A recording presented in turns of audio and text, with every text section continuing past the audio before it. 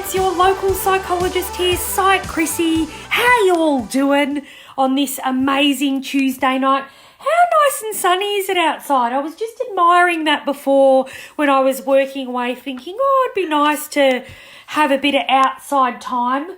But yeah, if you've been out and about today, hopefully you got yourself some fresh air and some amazing sun, because it's all good for your mental health to be out there and getting that fresh air. So, who have we got watching tonight? If you're here watching Psych Chrissy tonight, give me a wave, give me a like. Always hit the share button, of course. I can never see the comments. Actually, I always forget to bring it up. Just so I can see you guys chatting to me along the way. All right, what have I got here? So, tonight, guys, we've got an amazing, jam-packed, full broadcast tonight. Mostly about healthy habits and routines. And have you ever wondered, what all of the, not so much just the successful people do, but all the people that are out there in the wellness space that, seem to be nailing it in terms of feeling good about themselves, being amazing, just fist pumping all the time and loving life. Well, I'm going to share with you some of the themes and the patterns of what I think is consistent with those people that I think really does contribute to them living an amazing life. And I'm going to share with you my top, I suppose, healthy lifestyle habit and routines that I think you should be engaging in now to get just as an amazing life as all of these successful, happy, amazing people. And it's interesting because I don't know whether you know this or not about me, but one of my favourite things to do is obviously read about or consume podcasts or watch documentaries on successful entrepreneurs. So people that are in the business space that just seem to be, doing an amazing job, and not just small people like Bill Gates and the Warren Buffetts and, all of these amazing people that seem to be living a great life. And I'm always fascinated about what it is that they're doing that we might not be doing, that we could actually, take a straw out of their hat and start engaging in some of these, I suppose, supercharged lifestyle habits that might help us either not just be successful, but maybe just live a better life. So I'm going to share with you from my research some of the top habits and routines and the consistent patterns that I've seen amongst these people that appear to be very successful or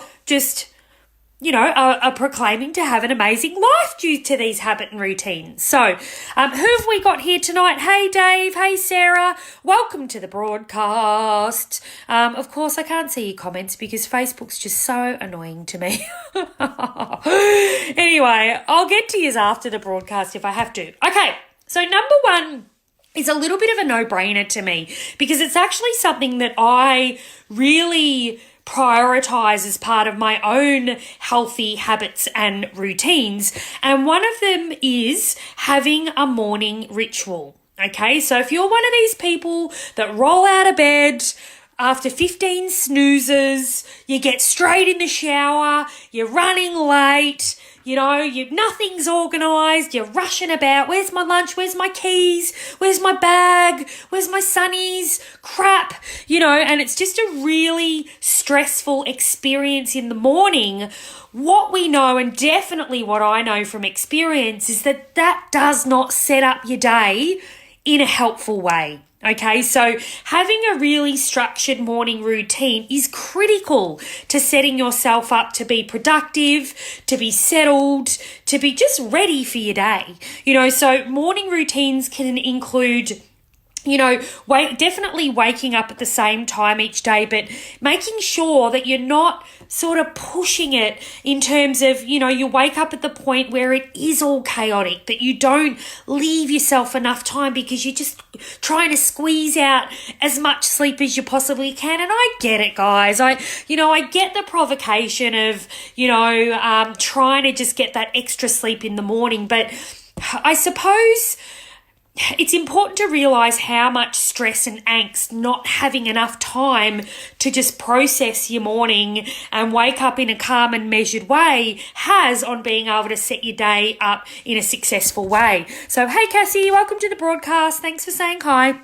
So it's really important that, you not only give yourself enough time to get ready in the morning, but you actually have some time for some sort of self-care. Now, it might be doing some meditation in the morning. It might be waking up and taking some time to listen to a podcast or listen to some of your favorite music or to mindfully eat your breakfast or to go and take the dogs for a walk, do some mindful walking, just something that eases yourself into the day. But even more importantly than that is that those are habits and rituals. So you maintain a level of consistency around engaging in those self-care habits every single morning that you wake up. Okay, so morning rituals are really important, whether it be waking up at a time that leaves you enough time to get ready, engage in your self-care practices, drink your lemon water, eat something healthy for breakfast, make a smoothie, go for a mindful walk. All of those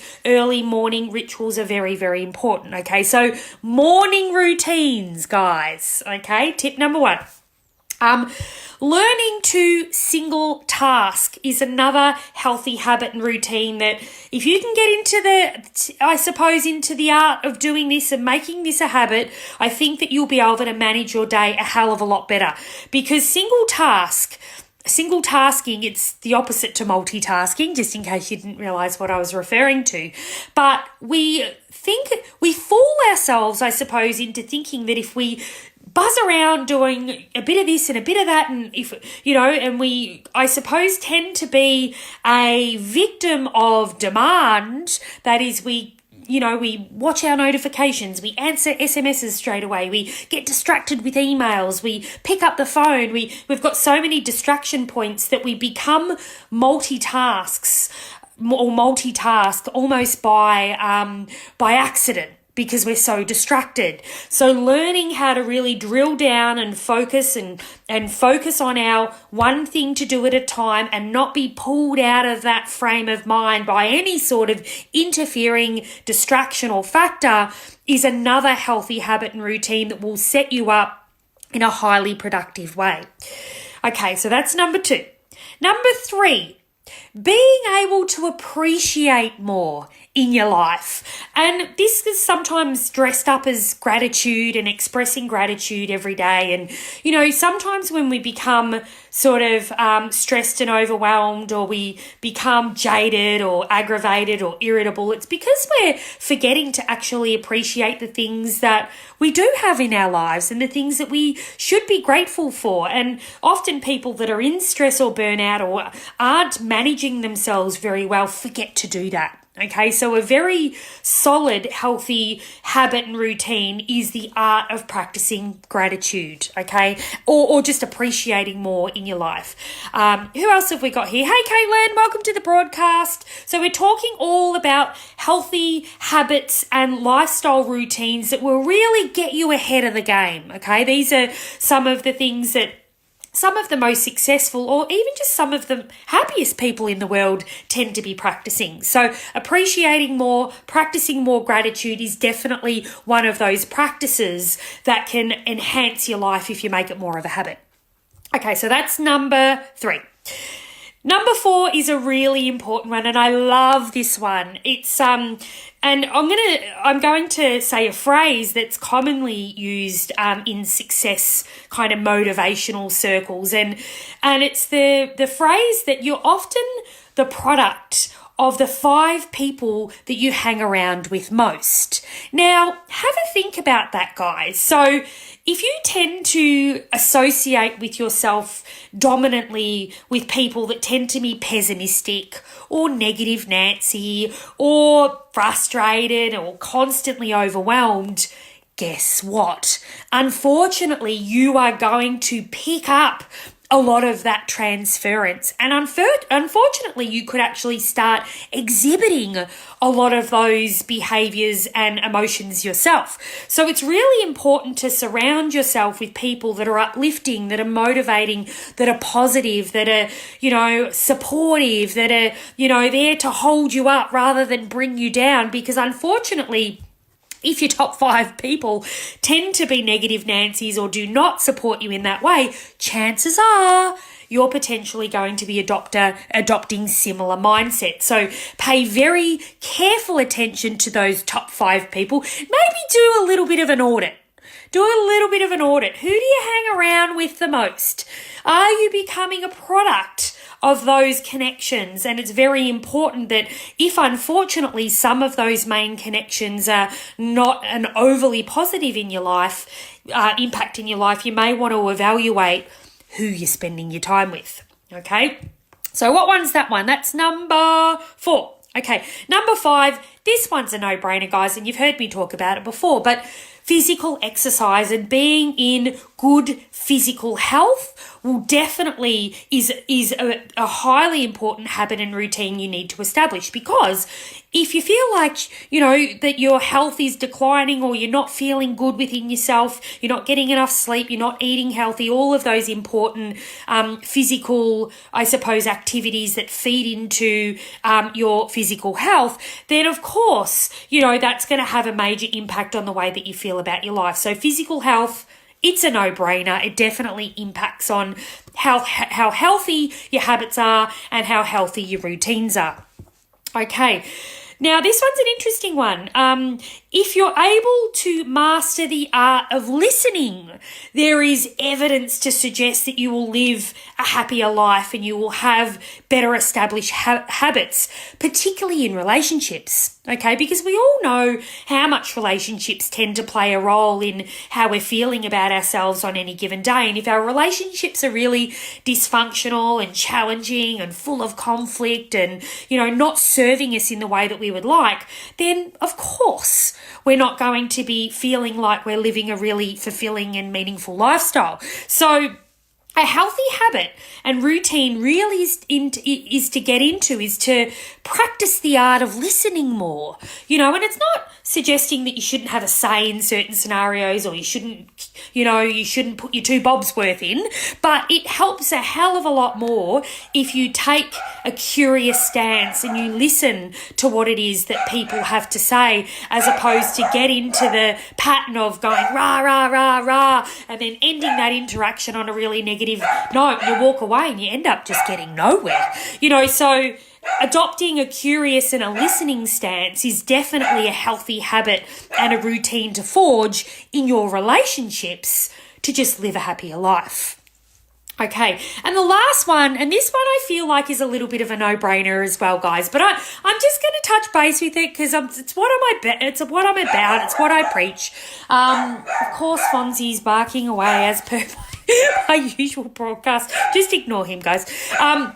Investing in your self-care. And I know the morning routines are a form of self-care investment, but you can think about self-care on a much broader scale, okay? Now, that is not just your physical exercise, not just eating healthy. It's doing pleasurable things. It's living consistently with your whys and making decisions that, are I suppose, bringing you closer to how you want to spend your time, that you're getting enough, social time in, that you're taking some time out for yourself, you're doing things that you enjoy and that you love, and, and you're doing that consistently. You don't feel so dominated by the to-do list, and you're actually making time to spend on yourself to make sure that you're feeling good and that you're being not so much productive, but you're balancing out that boring, monotonous to-do list with pleasurable activities and actions that are that are designed to nurture and soothe, as opposed to drive you forward to just get shit done. You need a really good balance of that. All right. So my top tips or my top habits and routines, guys, that I think that you should be engaging in now to live a much more meaningful lifestyle. Do fur babies count? Look, Yes, I think fur babies count for self-care activities because I definitely get out every single morning and take my dogs for a walk, even though they're crazy and they try and trip me over and they bark and they carry on and, and all of that sort of stuff. It does actually make me feel good to take my dogs out. And Amanda, me too, I really love my alone time. I think that's a really good place, you know, to be in solitude. You know, you don't always have to have, you know, people around you to feel good. And in fact, you know, if you over rely on people around you to feel good, well, that can be a bit of a problem as well because, you know, you're not developing those skills of self-soothing and self-satisfaction. So definitely work on that one. So morning rituals and routines. Have a think about that one. What are you doing in the morning? If you're rolling out of your bed and slapping your snooze button 15 times, you better rethink that one, okay?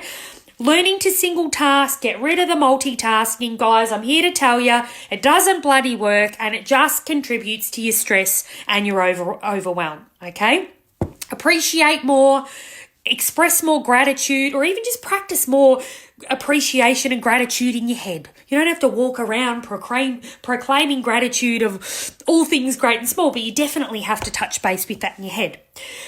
You are the product of the 5 people that you spend the most time with. So if they're negative Nancy's, if they're drainers, if they're, you know, pulling you down, you really need to evaluate who you spend your time with and try and surround yourself with positive people and people that complement, you know, your motivational mindset or that make you feel good about yourself. Physical exercise or physical health is an important habit and ritual that you need to take care of. Mastering the art of listening, because relationships are built on good communication. And if you could be a good listener, potentially it's going to make you a better communicator at the same time. And the last one is obviously the one that I practice and preach all of the time, is about investing in your self-care, making time for your own self-nurturing, looking after yourself, doing those pleasurable activities, making sure you're making room for yourself in general. So there we go, guys. They're my top habits and routines and rituals that I really encourage you guys to start engaging in to feel just overall generally more happier in life and to just feel like you're not just going day to day and, you know, and just trying to get through the day, that you really start to prioritize healthy habits and rituals to just feel better about yourself and build a healthier life. So there we go, guys. That's my news for tonight. And if you haven't checked out my podcast for this week, be sure to do so. There's always some amazing content on there. And besides that, I'll catch you all next week. Thanks for listening, guys.